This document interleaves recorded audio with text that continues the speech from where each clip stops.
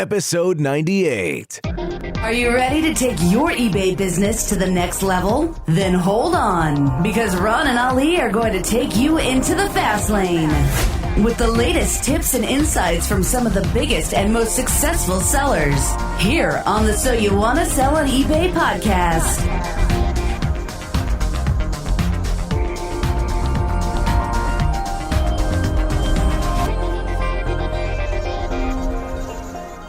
Welcome once again to another episode of So You Want to Sell on eBay. I'm Ron LeBeau. And I'm Ali Young. Hey, everyone. We have with us today Mark Greene. Mark, how are you tonight? I am doing great. Thank you for having me here, you guys. Mark is a producer and host of Cars Yeah podcast, a 5-day-a-week show where he interviews inspiring automotive enthusiasts, leaders in the automotive industry that have wrapped their passion to their business and lives. Mark has used eBay extensively to purchase and sell products to automotive enthusiasts. Wow, I mean, geez, there's some tongue-twisting words in there. Peter Piper picked a peck of peppers. Wow, just brilliant. A little bit. Yeah, that was the short version as well. Absolutely. Yeah. But that sounds like me. Yeah, that's brilliant. So you have what we want to have. You have a podcast show 5 times a week. Wow, that's brilliant. Yeah, it's a handful. I started this a little over 2 years ago, and I just recorded my 730th show today with a man in Istanbul, Turkey, which was pretty cool, a rally driver over there. So, yeah, it's great fun. I get to talk to really interesting people in the field of automotive, which is my passion. I've been a car guy my whole life, and that's where, of course, eBay Motors comes in a little bit because I've frequented that site far too many times. So are you one of these guys? If I said, if I made an engine sound, would you be able to know what that is? Well, it depends. You got one of those funny accents, so you might kind of... This is like the English version. Brum, brum. Do you know what vehicle that is from? Yeah, that sounds like an old Elvis, I think, or something like that. So, yeah. Something like that, yeah. So anyhow, yeah, we haven't had a whole lot of guests to talk about eBay Motors on our show. So maybe you can tell us a little bit about that and how it works, because obviously, I'm sure, like you said, you've been there a while, and we've actually looked for guests to be on our show that have hung out on eBay Motors and haven't quite got there yet. Well, eBay Motors is, for a car person, a worldwide source of vehicles, and it's one of my go-to places if I'm thinking about buying a car, if I just want to pretend like I'm going to buy a car and go look at all the cool cars that are available. The way they've worked it out, and it's improved over the years, of course, is that it's broken down by year, make, model, how close it is to you. There's all these different categories you can plug into eBay Motors so that by the time you're there, if you're looking for something close by that you want to be able to drive to go see, or if you don't care, you want to have it transported from anywhere in the world, you can go on eBay Motors and find things. I bought, my last toy car I bought on eBay Motors about 5 years ago. It was a Porsche 911 Turbo, an older car, which was pretty darn cool. I bought motorcycles, sold motorcycles on eBay, and mostly parts for cars, specialty parts, automobilia, old things you like to collect. When we're on Skype here today so we can see each other, and one of the things Ali said was, whoa, what's in the cabinet behind you? What are all those cool cars back there? So if you look at my cabinet, you'll see lots of little model cars I bought from all over the world, automotive parts. It's, eBay Motors, if you want to find it, it's there. And even better, if you want to get rid of it, you can sell it there, and somebody will want what you have. Definitely. Let's talk about this Porsche 911 you bought on eBay Motors. Yeah. Because did you actually, obviously you drove to there, or you went and saw this vehicle before you purchased it? No, he's shaking his head. He didn't. How does that work, man? I don't know that I'd buy a Volkswagen without seeing it and test driving it. How do you do this, man? Yeah, no, this is a 1987 930 Turbo Porsche. It's 5 years ago, it was a 20-plus-year-old car.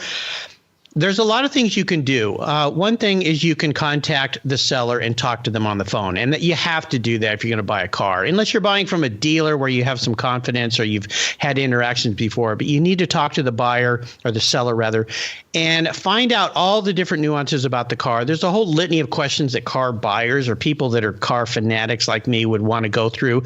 From there, your next step, if it's an expensive car, you would want to hire somebody in that neighborhood to go look at the car for you. There's tons of appraisers around the country. I just was asked yesterday by a local person here. Do you know a appraiser in the Seattle area? Yes, I do. Lance Lambert.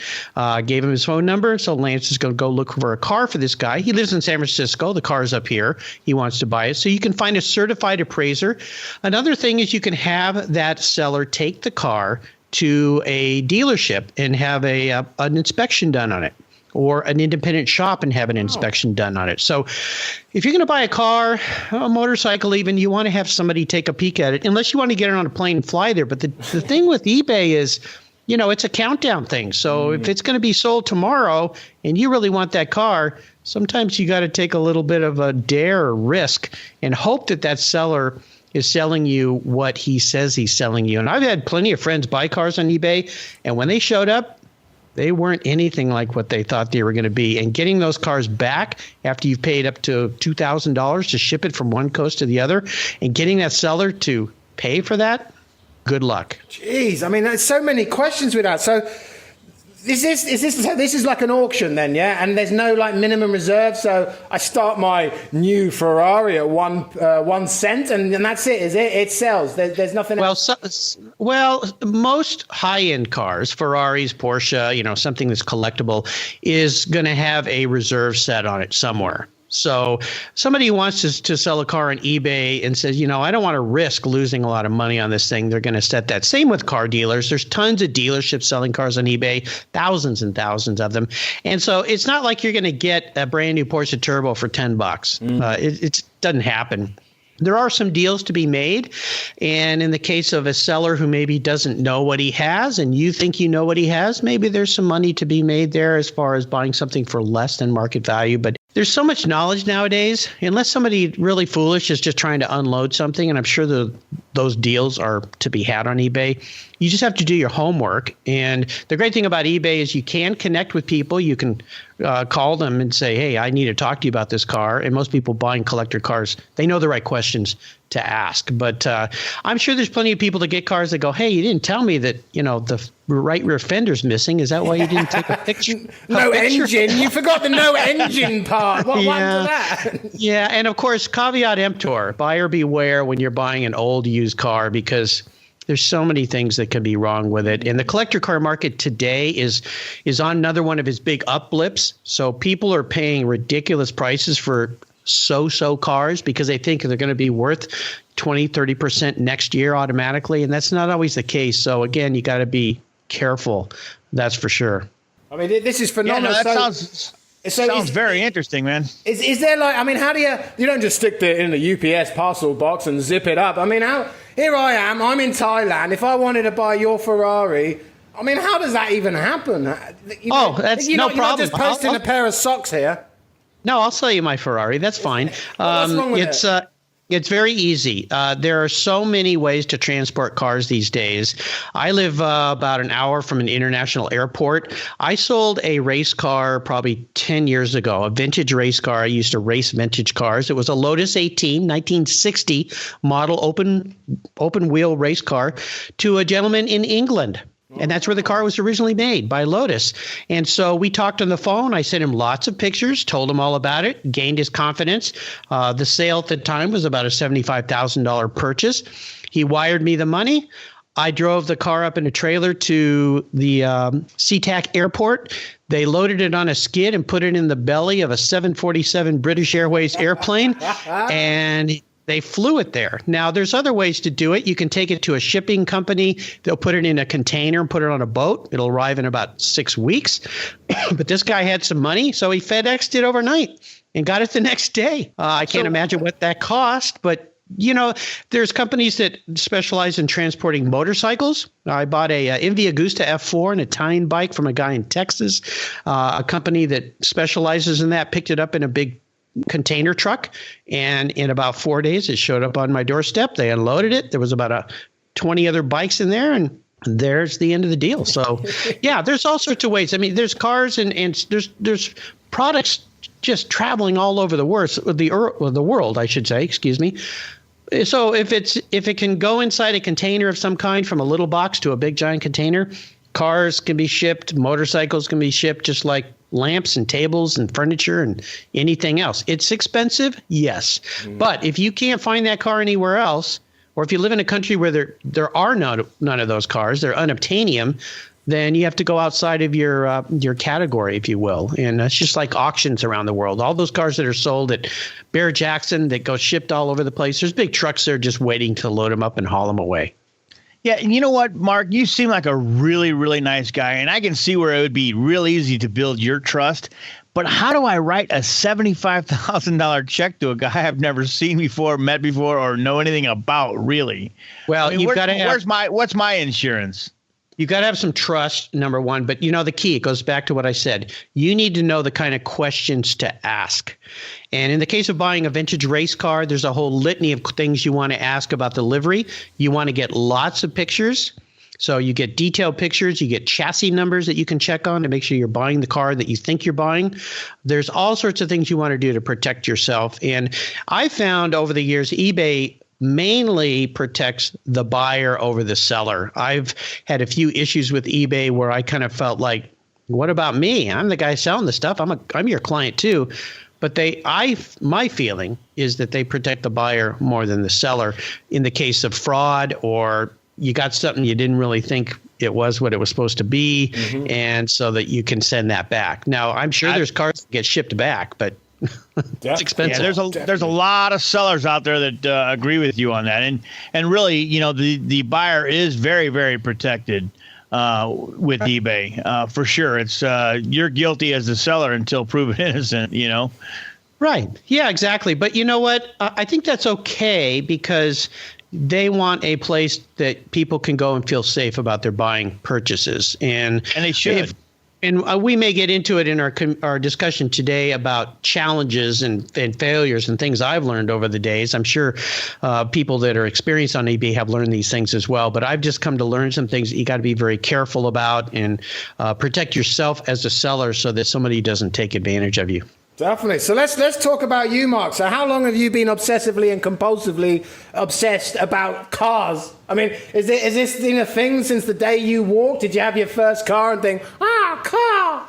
I mean, how did it come about for you? I've got a picture. That's exactly how he thought it, Ali. Actually, I couldn't talk till 5, so I mean that wouldn't have been me, but yeah. Well, I've always been a car fanatic. I've got a picture of myself at just under 1 year old sitting in a Garton Cadillac pedal car that my parents get. It was actually my uncle's. It was a hand-me-down. I didn't get a new car when I was 9 months old, but it was secondhand. But it was a yellow Cadillac. That's what it was called for Cadillac, but Cadillac, K-I-D. And my mom just said I've always had a fascination for cars. My father, when I was 5, bought a MGTC, 1947 MGTC. He drove it to work every day. If anybody who knows those cars know that the doors are cut really low. So when you're a little kid sitting in the car, you can actually rest your arm on the door sill and feel like you're a big kid. It was a right-hand drive, so that made it kind of fun and unique. I think that was the beginning of it, but I've always been fascinated with anything that rolls on rubber. It's just something that I enjoy. I love the mechanics. I love the design because my background is in design. And I'll give you another example. There's a big thing called Car Week down in Monterey every year in August, where there's all these events. And this past August was my 26th year in a row going to Monterey Car Week, the auctions in Arizona, all the Concours events. I've just always loved cars. And I worked for 20 plus years in a company called Griot's Garage, where I was the president of the company, and we were all about cars. We sold car care products, tools, and accessories, things for people to use. So that's my passion. So I've figured out a way to wrap my life into that, and that's what the ongoing thing with Cars Yeah podcast is all about too.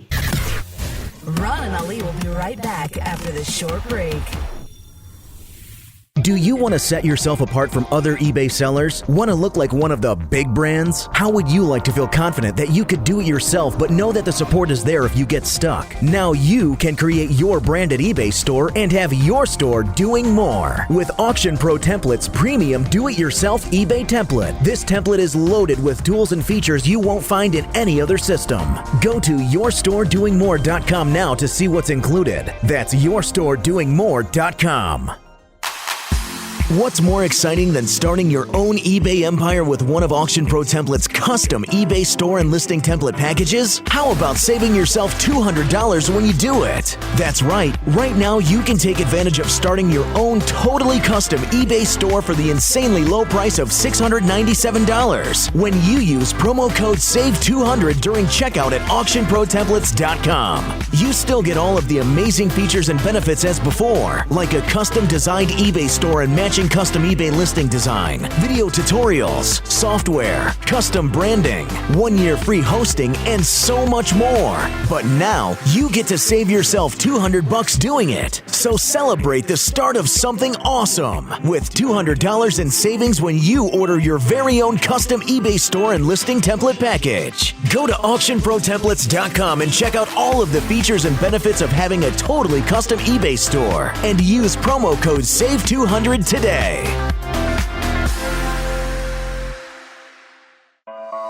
Be sure to check out So You Want to Sell on eBay.com for the latest podcasts and all the information you need to get selling fast.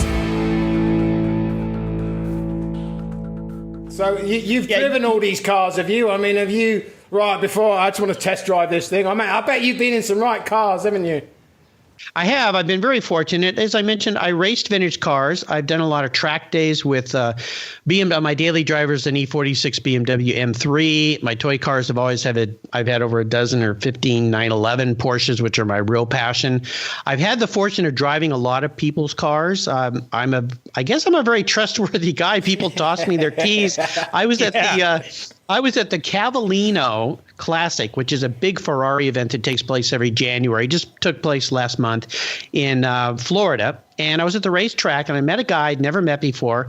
He tossed me the keys to his $3 million 250 short wheelbase Ferrari and said, take it for a drive. So I don't know what it is, but I'm very careful in people's cars. But I bet you are. I bet you're a bit scared as well. You know, my wife always says that. And I'll tell you, when I was a kid, when I was 14, I started my own business, car detailing business. And I used to detail people's cars. And so when I got my license at 16, I could go pick up cars and bring them to my house. One day I brought home a brand new Rolls-Royce Corniche convertible. Wow. My mom walked out and said, "Oh my gosh, this is a Rolls-Royce." And I said, "Mom, this car's worth more than our house." Right. She said, "Don't drive it anymore. Oh, there's no way we could ever pay for it." And don't worry, Mom, it'll be fine. So I've driven lots of very, very cool cars. I'm very, very fortunate for sure. You know, Mark, I felt really, really awesome about my 1978 Z28 Camaro before this conversation, right? I mean, that's cool. That was the love of my life. I mean, that thing was so awesome, man. That was a cool car, but I don't know, man. I might have to go through the pictures and see if I can, do something with them or something. I'm not sure anymore. Yeah, no, Z28, baby. That's the car, man. That's the car to have. In fact, when I was 16, when you could get a license, I grew up in San Diego, California, actually La Jolla, which is a part of San Diego. My neighbor up the street owned a Chevy dealership, and he gave me a brand new Camaro Z28 to go take my driver's license in. And I pulled up to the driver's license. Yeah, he trusted me too. I've always been trustworthy. So I pulled up to the guy, the inspector comes out and gets in the car and he looks at me and he goes, "Tell me this isn't your car." And I said, "Well, my neighbor loaned it to me, and he said if I pass, I can keep it for 2 weeks and drive it. So I'm hoping I can get a lot of dates." And wow. He said, I kid you not, he goes, "You know what, kid? I think I'm just going to pass you right here now." And I said, Nice. "Really?" I said, "Really?" And he goes, "Nope." Yes, exactly. I was gonna say those driving instructors are pretty strict about a lot of that stuff, right? Yeah, but I passed. I'm proud to say, so I got to enjoy that car for 2 weeks. But no, cars have always been my thing. But that's why, getting back to eBay, that's why eBay is such a cool place, because if you need to find a part for an old car or something very unique, I mean, I've bought some just crazy things on eBay. And nowadays, it's so easy to get great pictures from people on eBay, great descriptions and so forth, and you can communicate pretty easily with them. So you kind of know what you're buying, especially when it comes to something valuable and old. Yeah, and you don't need, like, in the old days you needed these, $4,000, $5,000, $6,000 cameras, and my kids take pictures on their notebook. I mean, on their tablets, and they're good quality, right? So, right. I mean, the ease of use for eBay selling has just come a long, long way. Well, I'm glad you touch on that, because I think there's a couple really important things. And when I sold a whole bunch of my stuff and in 3 months made like $45,000 selling things that I just had packed away in boxes I collected, there's a couple things that I did to make things look really professional. One is I created a white sweep, if you will. I got a big piece of heavy duty white paper, taped it on the wall, put it in a part of my house that had some good natural light coming through, so you get some neat shadows and things. And I just set up a little photographing system and just power played through all the pictures. But I think that's one of the things I see people doing wrong on eBay is they don't bother to take a decent picture. They're out of focus. The lighting is poor. They shoot it on a dirty floor or, somewhere right. that's just crummy. And I think if you just take a little bit of time, these cameras we have on our phones today take such awesome pictures. If you just take a little bit of time, you can get a really nice quality picture and look like you're way more professional than you really are. And that will get a bigger premium when you go to sell the product. Because that's what. And really, it doesn't cost a whole lot to get some, white cardboard. I mean, you can set up a small booth, get the lighting right one time, and then pretty much anything you set in that little quote unquote booth is going to work. You might have to move the light a little bit depending on how tall the image is or whatever, right. The picture. But for the most part, it's common sense really, because you can have a really awesome looking item. But if it's, if there's potato chips on a paper plate behind it, it might not. It just carries a different message. Well, here's another thing: is these cameras, they capture down to the dust particles. Take a moment and clean the item you're going to photograph. Wipe it off. And again, I just set up, I don't even use special lights. I just find a great place in my house where there's natural light coming in. I even used to shoot the same time of day, so the pictures all had the same kind of a little bit of a shadow on them, if you will. And the other big part of it is write better descriptive copy. If you can't write, if you're lousy at spelling, go copy somebody else's. There's always something else being sold that is just like yours. You might want to modify it a little bit to fit yours, but steal from other people. Yeah, maybe that's wrong, but I didn't say that. But we're gonna just nick everything; it'll be fine. Nick it. That's exactly. But my point being is, if you're selling something that is online that a company is selling, go look at how they wrote the copy. You can copy and paste. You can modify it a little bit and make it sound like, it's used, not new and that kind of thing. But use those examples, because nowadays there's so many opportunities for examples out there. But just taking those two little steps, a little better picture, write a little better copy, I think you can do a really good job at looking more professional than you are. Because when I go to sell something, I go look at what all the other like images are being sold for, what they have sold for. And I look at what people are doing, and so many of them are just, I wouldn't trust buying something from somebody because their picture's so bad. It just looks like, look at the background. Their house is a pigsty. I'm not going to buy anything from them. They didn't even bother to pick the underwear up off the floor before they took the picture. So I've seen that, actually. I kid you not. Oh, that's funny, man. It kind of makes you wonder what you're bidding on. Yeah, it makes me wonder what sites you're looking at, actually. Exactly. And another thing with automotive, like I have a pretty cool garage because I'm a car guy. Sometimes I'll take pictures out of my garage with some cool backdrop stuff, so it looks like, oh, this guy's a car guy. There's some tools in the background, or it's a nice workbench top, or there's a car in the background that's out of focus. Use the f-stop feature on your cameras. I mean, they're all easy to do, and it just makes the thing look more crisp and more professional. That's what it's all about, because that's what's selling ultimately, the images thing. And you brought up this content stuff. That's sometimes the hardest thing, because I've got we don't have cars here. I've got an ox, and I've got two oxes and a cart. And I was thinking the other day, how much could I get for my ox and cart? So as a person who has a product like that, how do I know what to write about? And you brought up some good comments. You go out, you have a look, see what other people are selling their oxes and carts for on eBay cars, and you go from there.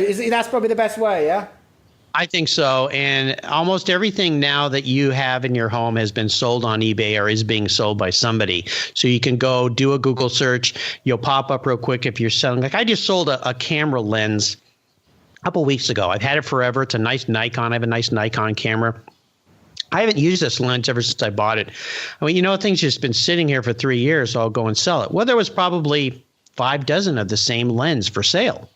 And so I looked at all the price points. I looked at all the pictures, and I went, okay, this guy took really good pictures. This guy takes really bad pictures. I'm going to take a picture like that guy, but I'm going to add another element to it, another little touch or something. And one of the key things I found about eBay is if you buy something, keep the original box, because it will command more price when you go to sell it than the guy that didn't keep the box. Because I think there's a subliminal message that the buyer's getting that this thing's almost brand new. And if this guy's so fanatical to keep a box for 3 years, he must really take good care of his things. He must be obsessive and compulsive. That's true. And you know what's funny about that is the guy that's going to buy this thing is going to get that box and he's going to turn and throw it away. But that break is my true. heart. That is true.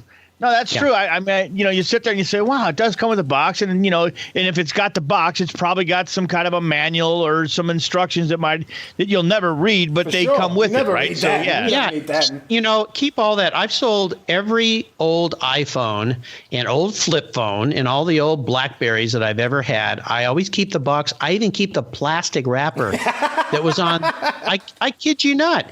And when you put a phone in there that has the plastic wrapper around it, people think, man, this thing is hardly used. It's better, better than new. As long as you're not deceiving people, and you never want to do that, ever, ever, ever. You want to be honest. I always say I've had this for 4 years, but those little touches mean so much, and a lot of people just don't keep that kind of stuff around. And you can get a better price point. The lens that I sold for top dollar when it did sell. And I think it's because the combination of the original packaging, the very good photography, the copywriting.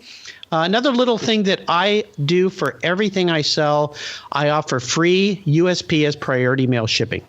Everything I sell comes from shipping. And we can all thank Amazon for setting the bar so high that none of us can get to it. That's what they've done. But that I just figure that into the price. I add a little bit to compensate for it. And of course, the big plus there, the USPS will bring me boxes to my house. At what cost, Mark? 0. Free. That's right. Absolutely free. Absolutely free. And then when I go to ship the item, everything's done through eBay, PayPal, USPS. They're all linked together now. And I just click the button that says porch pickup. And the guy walks to my front door the next morning. I never have to leave the house. And you do that all through eBay, right? Everything through eBay. It's absolutely what they've done now compared to the old days where you had to wait and get a cashier's check and wait for the cashier's check to pass and make sure it wasn't fake and blah, blah, blah. That's all gone. And that USPS priority, the buyer gets it in 2 to 3 days. So he feels comfortable that it's coming soon, that his money is not vanished into thin air. And, it's great. But what I do tell people is, if you have to return it, you have to pay to ship it back. That's the one thing I do not do is offer free return shipping. I'm not a retail store. I'm just a guy. So. Well, and the other thing about that is it kind of keeps people honest, right? I mean, it keeps people from getting something, using it, and then saying, hey, you know what? I'm going to go ahead and return this thing. Because now even if it's only a couple bucks, you still have them thinking, well, you know what? I got to pay the shipping to get this thing shipped back. Yeah. But the other thing about the priority mail is basically, depending on the size of the box, you're paying a one-time fee for anything you can fit in that box, right? So, you don't have to worry about weight. You don't have to worry about size. If it fits in that box, it'll ship for a certain price, and the price ahead of time. You don't have to weigh it or anything like that. Right. Yeah. It makes it, very simple. Yep. Yeah. You wouldn't do that. You wouldn't do that with a car, though. No, it would have to be a pretty big box, Ollie. USPS. They don't have boxes that big yet, but they no, will. it's in Thailand. Don't they make boxes? They just add boxes. I've done that. Box. I've done that. Yeah. One thing I'll tell people though is be very sensitive to this. The USPS does not like it when you use their free boxes to ship other items that you don't pay for USPS priority mail. Don't do it because they won't take it. Right. Good advice. Yeah, they know that people don't want to, people just get free boxes and then they wrap it in brown paper and ship it regular mail. Result. Smart people. So we're running out of time here, but before we go, I want to talk about what you're doing. You're doing a podcast show. Is that what you intend to keep doing? I mean, you're obviously trying to help more people by doing this, yeah? Right. Yeah, I hope so. What my show is all about, my mantra is inspiring automotive enthusiasts. I'm all about interviewing people who figured out how to wrap their passion for cars into their careers. So my podcast is very career-oriented, automotive-oriented. These are people from all walks of life. I have celebrities, race car drivers, authors, artists, auctioneers, people that run museums, people that run businesses, car dealerships, all sorts of different things. And my goal is that those folks out there that are not working in their field of passion, but they love cars, can listen to my show, go to my 700 plus guests that are on the Cars Yeah website, listen to any of the shows right there or using any podcast app through iTunes, Stitcher, and Google Play. And they can get inspired and go, you know what? If Allie and Ron figured out how to have fun in their career, maybe I can figure it out as well. And I'll remind your listeners, if you do have an affinity towards cars, go to the Cars Yeah website, and I'll send you my free Filler Up book if you subscribe to my weekly blog, which I do. My Filler Up book is an ebook, basically. I send you through the mail, and it's filled with all sorts of very cool photographs I've taken at all the events of really cool gas caps. I know that sounds boring, but these are all incredible cars. And I've also filled it with some inspirational quotes. So it's a way for you to get something back from me to subscribe to Cars Yeah, get my blog. And then you'll also hear about all my guests and so forth. But if you don't want to do that, just open your smartphone, go to your podcast app, type in Cars Yeah. I've got listeners in 82 countries now, all over the world. And it's a really fun thing. What we can do now, what we're doing with you right now, reaching out to eBay users. I'm reaching out to car people through this medium that we have, Skype and the internet, and this new incredible. I mean, there is no excuse anymore to not have your own business, not to make money. If you're not utilizing all this new technology, wake up, because there's so much, and it's free. It's all free. It's incredible. It's really fantastic. I mean, we're sitting here talking with Ron. You're back east, I think, Ron. Is that right? I'm in St. Louis still. I'm still in St. Louis, yes. Okay, St. Louis. I'm in Gig Harbor, Washington, and that other alley guy is somewhere in the mountain. I'm in the mountains. I see a monkey in the background. So hey, Jimbo, get down, Jimbo. Yeah, exactly. But, eBay for me, what I tell my friends, and I help some of them on eBay, probably too many of them, is it's a wonderful way to find unique things. But if you want to downsize your life, or if you just have stuff sitting around that you haven't touched in a year, turn trash into cash. That's what I always say. Wow. Yeah, sell it, because there's always a buyer. I've sold used shoes. I've sold old tuxedos, old suits. My daughter, when she went off to college and then moved away, she had all these clothes hanging in the closet. I sold all her old clothes, sent her a check for $1,200. She was thrilled. eBay is love it. eBay's wonderful. But treat it. Here's my last little bit of advice for people. Treat your buyers as customers. Treat them like you would want to be treated by any retail store you walked into. Be courteous, be kind, communicate, over-communicate with them. Answer their messages. Be very clear. If you treat people like you want to be treated as a customer in a store, when you sell, even if you're just going to sell 5 things, I tell you right now, they'll give you 5 stars. They'll say great things about you. And when you want to come back, people will trust you and they will buy from you. I've never received any negative comments on anything, and I have had some things go sideways, but the way I correct them is I ask one simple question: what would you like me to do?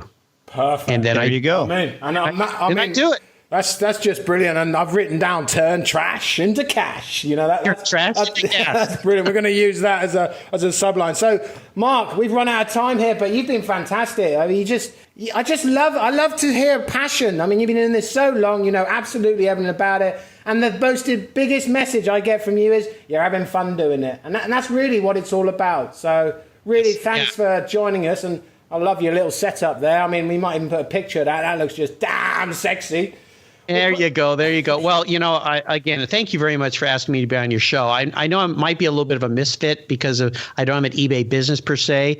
I didn't mention this, that when I was selling all this stuff on eBay, they were calling me every week. Why don't you have an eBay store? I mean, you're selling like all this stuff. And I said, well, this is a little bit temporary. It's not a main job. But I appreciate you spending time with me today. Time is our most precious commodity. I can't thank you enough for allowing me to be on your show. And again, I'll remind your listeners, check out carsyeah.com. If you like cars, you'll love carsyeah.com. Brilliant. And I like that word misfit. We like all misfits, don't we, Ron? Absolutely. Misfits belong on this show, I'm telling you. We fit right in with misfits, I think. We'll post all the notes from today's interview on our show notes page, which we can find at www.soyouwantasellonebay.com/show notes. You mentioned your website, but is there any other way that people can communicate with you before we go? You can find me on Instagram. You can find me on Twitter under Cars Yeah. You can find 2 Facebook pages, Mark Greene and Cars Yeah Facebook pages. You can find me on LinkedIn. I post all my shows up on LinkedIn. So all those social mediums are ways that you can find me, follow me, be my friend. If you like cars, I'm always posting really cool pictures when I go do events. I post all the event pictures that I go to, and I try to do as many events as I can. So if you love cars, you'll love Mark Greene. There's an E on the end of my Greene, by the way. I'm Greene, Mark Greene at carsyeah.com. Thank you, guys. That's yeah as in YEAH, yeah? You got it. That's the way you spell it. It's international here, that's all. Yes, that's the way you spell it in your funny language. Yeah, but we normally put H, you know. Like. Oh, okay. Okay. No, it's simply Cars, CARSYEAH. Mark Greene at Cars. Yeah, absolutely. Great fun. Thanks very much, Mark. From everyone here at So You Want to Sell on eBay, I'm Ali Young. And I'm Ron LeBeau. That's all for this episode of So You Want to Sell on eBay. Be sure to check out our next episode or any past episodes by going online to soyouwantasellonebay.com. Also, be sure to follow us on your favorite social media sites, facebook.com/So You Want to Sell on eBay, and Twitter at Your eBay Podcast. Thanks for listening. And until next time, happy selling. Have an idea for a topic or know someone who would like to be on the show? Let us know. Just go to www.soyouwantasellonebay.com/interview. We look forward to hearing from you. This podcast was produced in part by Pro Voice Works.